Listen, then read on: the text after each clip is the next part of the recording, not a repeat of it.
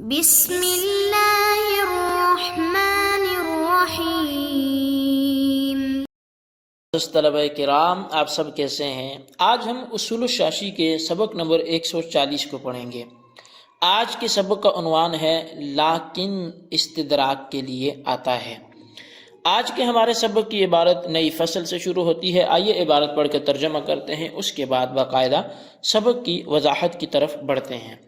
مصنف علیہ رحمہ لکھتے ہیں لیکن للاستدراک بعد النفی، لیکن یہ نفی کے بعد استدراک کے لیے آتا ہے۔ اس کو لیکن دونوں طرح سے پڑھا جاتا ہے۔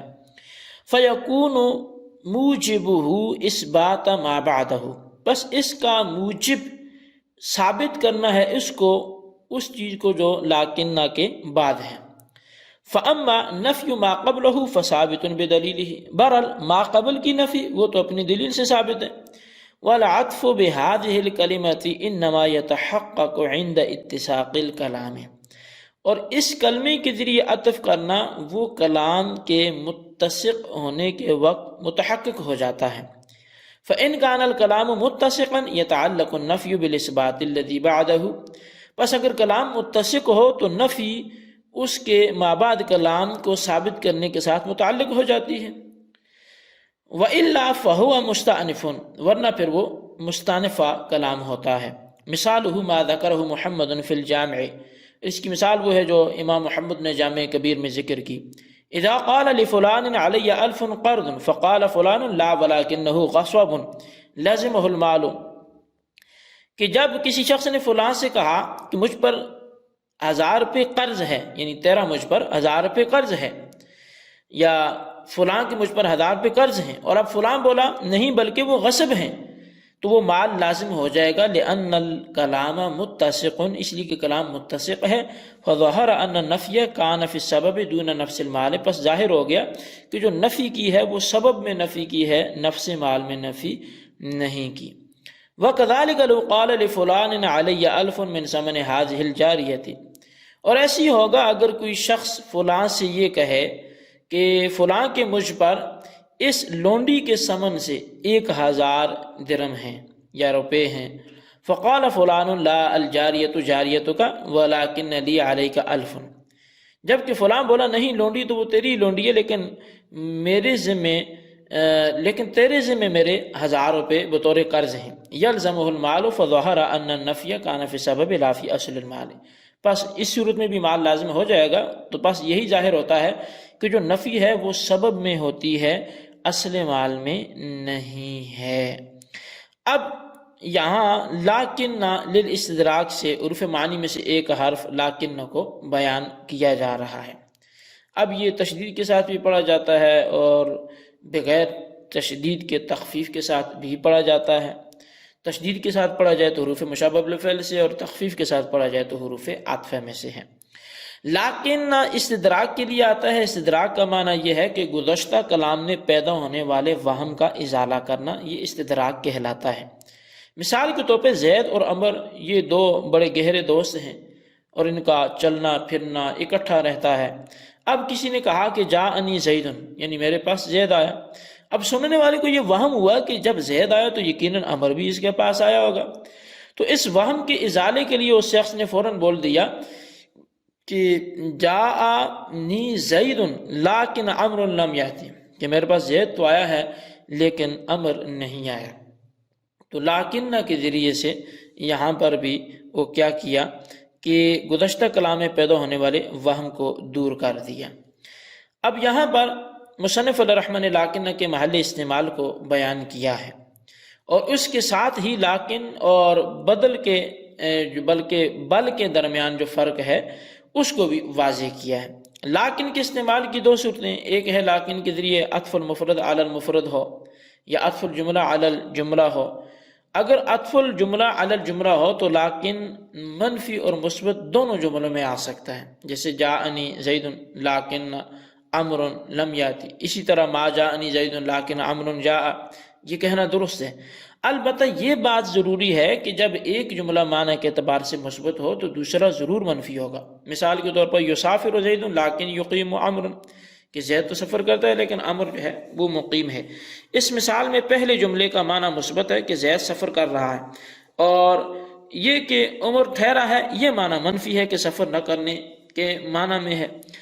اگر عطف المفرد علی المفرد ہو تو لاکن کے استعمال کے لیے شرط یہ ہے کہ لاکن سے قبل نفی ہو۔ مثال کے طور پہ ما جاءنی زید لاکن عمر، لیکن جاءنی زید لاکن عمر کہنا درست نہیں ہوگا، جبکہ بل کے لیے یہ شرط نہیں ہے کہ اس سے پہلے نفی ہو، بلکہ بل دونوں طرح استعمال ہوتا ہے، یعنی جاءنی زید بل عمر، اسی طرح ما جاءنی زید بل عمر۔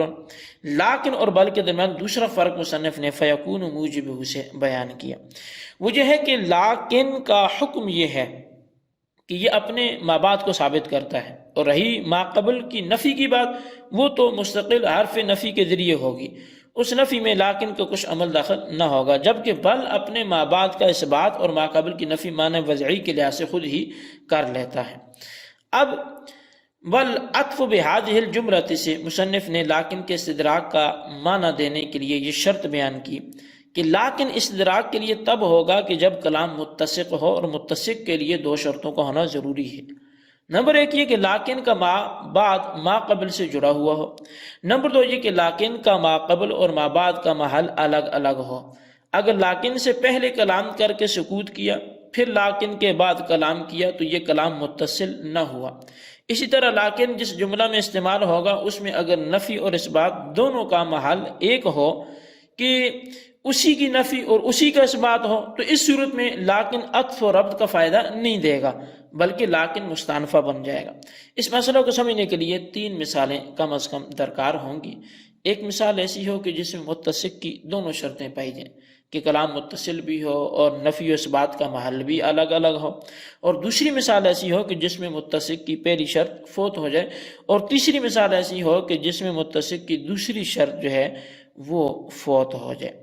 اب دونوں شرطیں پائے جانے کی جو مثال ہے وہ مصنف علیہ الرحمہ نے مثال جو ذکر محمد سے ذکر کیا۔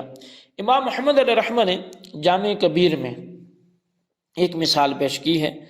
مصنف نے کلام متصق کی دونوں شرطیں پائے جانے کی مثالیں امام محمد کی کتاب جامع کبیر سے دی ہیں۔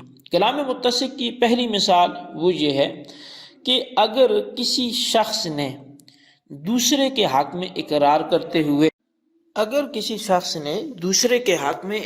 کرتے ہوئے کہا لفلان علی الف، کہ فلاں کا مجھ پر 1000 قرض ہے، تو فلاں نے کہا لا ولکنہ غصب، کہ نہیں جی وہ تو تجھ پر 1000 بطور قرض نہیں ہے بلکہ وہ تو تم نے غصب کیا تھا، وہ تو غصب شدہ مال ہے، اب اس کو قرض کا نام دے رہے ہو۔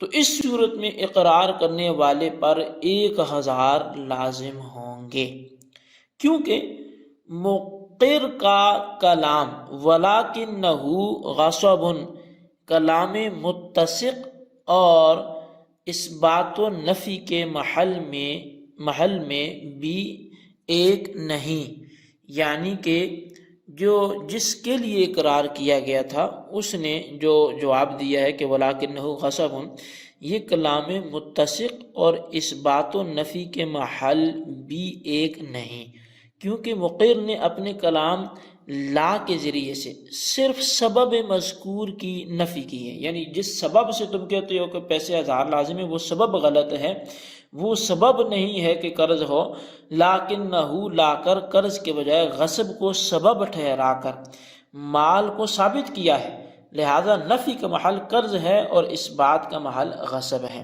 کہ لزوم مال میں تو متفق ہیں کہ 1000 ہی ہے، لیکن اختلاف جو ہے وہ سبب میں ہے، جبکہ اصل مقصود میں کوئی اختلاف نہیں، تو اسباب میں اختلاف کا کوئی اعتبار نہیں کیا جائے گا، اور مقر پر مقر لہو کے 1000 لازم ہو جائیں گے۔